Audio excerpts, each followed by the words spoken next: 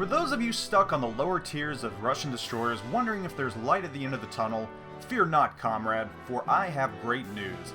The line is by far indeed worth grinding through, and the Kiev exemplifies everything the tree has to offer. It is worth the wait. First, for a little history on the Kiev. The ship itself is a bit of an oddity, as is its place on the destroyer tree.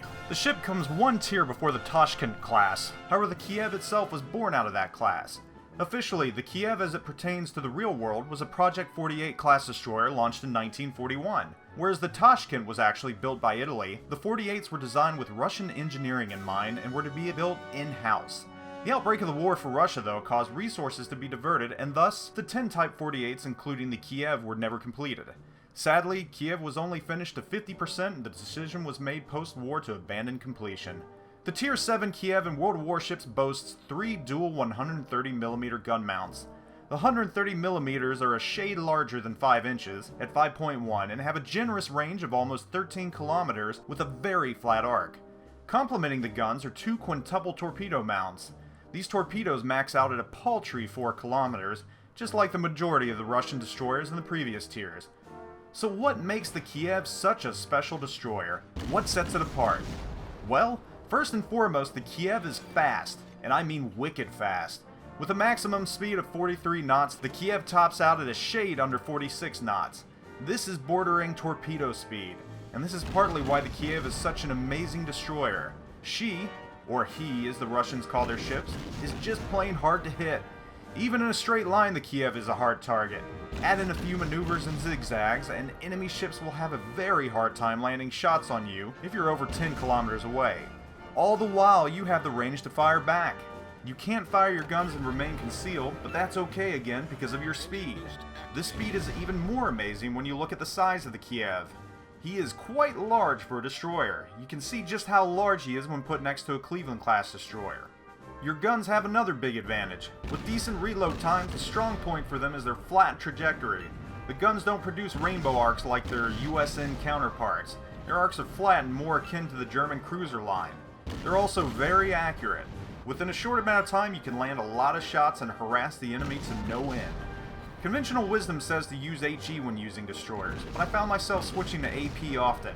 AP seems to work just fine against cruisers. Even against battleships, I felt like I got more damage in quicker with AP. Reload times are fast enough that you can fire a few volleys of HE, switch to AP, fire more, and then switch back. Use what you feel most comfortable with. Now for those torpedoes. You may think that 4-kilometer torpedoes are a handicap. For the Kiev, they're not. In fact, if the torpedoes had any more range, the ship would be overpowered. Even at 4 kilometers, the Kiev is an effective and deadly machine, and again, the speed of the ship is the reason for it. The Kiev can close the gap on ships fast, blindingly fast. If any ships are preoccupied and you're within 12 kilometers, don't be afraid to make a torpedo attack. You can close that gap quickly, fire your torps, and be gone in an instant. With a speed of 65 to 70 knots depending on the torpedo mods, at that range, even the fastest ships will have a hard time evading your torpedoes. The Kiev is an extreme danger to battleships, as you can see here, especially ones that are engaged with other more damaging enemies. The Kiev can maneuver faster than battleship guns can traverse if they're close enough. Once the Kiev closes in, if the battleship isn't already aiming at the Kiev, there's not really much it can do to counter it. The cool thing about short-range torpedoes is that you can be more cavalier when you fire them, as their short runtime ensures they won't hit friendlies beyond what you're firing at. So what playstyle does the Kiev complement? Really, it's up to you how to play it. It's a very flexible destroyer. You can hang back with cruisers and fire away with your main guns only, racking up your hits throughout the entire match. Landing 100 rounds is a quite simple feat with this ship, and really, you can play the Kiev as a cruiser. You do, after all, have more range on your guns than the Atlanta does. You can also play this ship like a raider, living on the edge. Torpedo runs with the Kiev are exceedingly fun. If you like to go big or go home, the Kiev will ensure you go big often. Where most destroyers would falter, the speed of the Kiev ensures survival. I think the Kiev will be a force to reckon with in ranked gameplay, and will slowly become the destroyer of choice in that format. For me, the Kiev has been a breath of fresh air.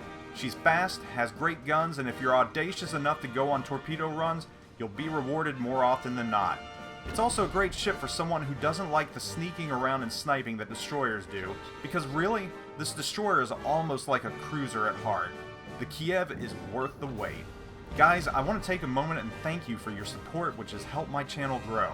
As a thank you, on Christmas I'm going to give away a ship. It'll be winner's choice. This is coming out of my own pocket.